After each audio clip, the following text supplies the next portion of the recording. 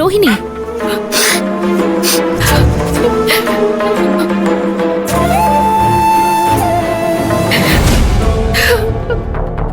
என்னாச்சு? ஏன் அழற? ஒன்னும் இல்ல அண்ணி, ஒன்னும் இல்ல. என்னது ஒண்ணும் இல்லையா? ஒண்ணும் இல்லாம ரூம்குள்ள உட்காந்து அழுதுட்டு இருக்க? இங்க பாரு, என்கிட்ட எதையும் மறைக்காத, உண்மையை சொல்லு. நான் உண்மையதான் சொல்றேன் அண்ணி, நான் சொல்றத நம்புங்க. ஏய், உண்மையை சொல்லு, அப்ப நான் நம்புறேன். இப்ப நீ சொல்ல போறியா இல்லையா? சொல்லு சொல்லு ரோஹிணி, என்ன பிரச்சனை? மாப்பிளைக்கும் உனக்கும் ஏதாவது சண்டையா? சொல்லு. இல்ல அண்ணி, என்கிட்ட எதுவும் கேட்காதீங்க அண்ணி. என்னால எதுவுமே சொல்ல முடியாது. என்ன விட்டுருங்க அண்ணி. நான் இப்படியே அழுது அழுது என் கண்ணீர்லயே கரைஞ்சு போயிடுறேன். என்ன விட்டுருங்க அண்ணி, ப்ளீஸ். ரோஹிணி, உன்னை அப்படிலாம் உன் கண்ணீர் கரைஞ்சு போற அளவுக்குலாம் விட மாட்டேன். உனக்கு நான் இருக்கேன் ரோஹிணி, என்னாச்சுன்னு சொல்லு. அண்ணி,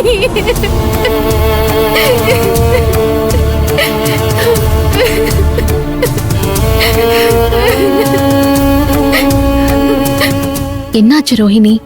என்ன நடந்துச்சு? என்ன பிரச்சனை? யாரு உன்னை கஷ்டப்படுத்தினா? யாரு உன் மனச நோகடிச்சா? அண்ணி, என் வாழ்க்கையில நான் பண்ண முதல் தப்பு அந்த அயோக்கிய ராஸ்கல் கௌதம காதலிச்சது. ரெண்டாவது தப்பு என் கல்யாணத்தன்னைக்கு அவனை நம்பி போனது. மூணாவது தப்பு அதுக்கப்புறம் வந்து நீங்க சொன்ன மாப்பிளைக்கு கழுத்தை நீட்டினது. இந்த 3 தப்பும் சேர்ந்துதான் என் தாலியில இருக்கிற 3 முடிச்சா மாறி என் கழுத்தை நெரிச்சுக்கிட்டு இருக்க அண்ணி. என்ன ரோஹிணி, என்னென்னமோ சொல்லிட்டு இருக்க? எல்லாமே முடிஞ்சு மாப்பிளையும் நீயும் நல்லபடியா வாழ்ந்துட்டு இருக்கீங்கல்ல? வாழ்ந்துட்டு இருக்கோமா? நரகத்துல நான் செத்துட்டு இருக்கேன் அண்ணி, செத்துட்டு இருக்கேன். என்ன சொல்ற? கௌதம நீ காதலிச்சது, கல்யாணம் பண்ணிக்க போனது, இதெல்லாம் சொல்லி காட்டி மாப்பிள்ளை உன்னை சித்திரவதை பண்றாரா? ஐயோ அண்ணி, அப்படியெல்லாம் ஒண்ணுமே இல்ல அண்ணி. அவரு ரொம்ப நல்லவரு. ஆனா நல்ல நிலத்திலையும் விஷச்செடிய விதைச்சா அது வளரதானே அண்ணி செய்யும். அவர் மனசுல விஷச்செடிய விதைச்சது அந்த பொறுக்கி கௌதம் அண்ணி. ஏய், கௌதம் என்ன பண்ணா? சொல்லு சொல்லு ரோஹிணி, கௌதம் என்ன பண்ணா? எங்களுக்கு கல்யாணம் ஆன அன்னைக்கு நைட்டு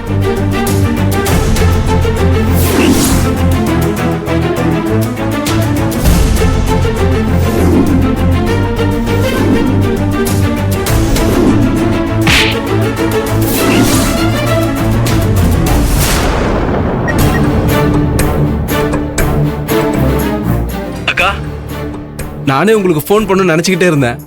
அதுக்குள்ள நீங்களே பண்ணிட்டீங்க.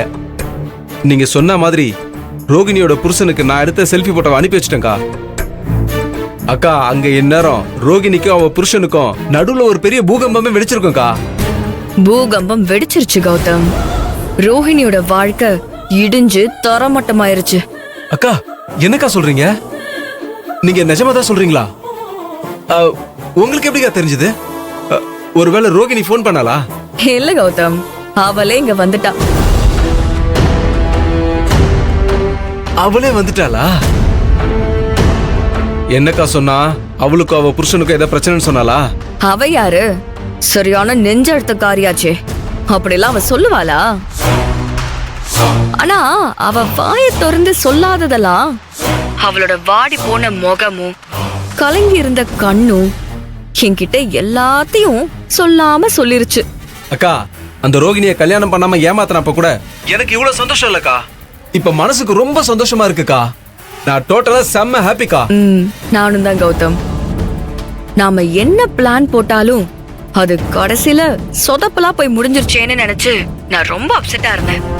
ஆனா இப்போ நம்மளோட எல்லா தோல்வியையும் ஈடு கட்டுற மாதிரி ஒரு மிகப்பெரிய வெற்றி நமக்கு கிடைச்சிருச்சு.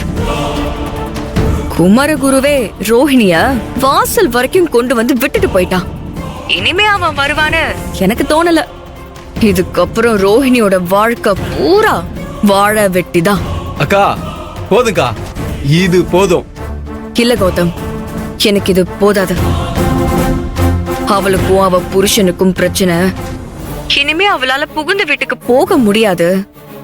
அவ வாழ்க்கையே முடிஞ்சு போச்சுங்கிறத ஆதிரை கிட்டையும் பிரபு கிட்டையும் இந்த வீட்ல இருக்கிற எல்லார்கிட்டையும் ஓப்பனா சொல்லி ரோஹிணி கதறி அழுகணும். அத பார்த்து ஆதிரையும் பிரபுவும் தவிக்கணும். நாம பத்த வச்ச நெருப்பு இப்பதான் நல்லா குபு குபுன்னு பத்துக்கிட்டு எரிய ஆரம்பிச்சிருக்கு.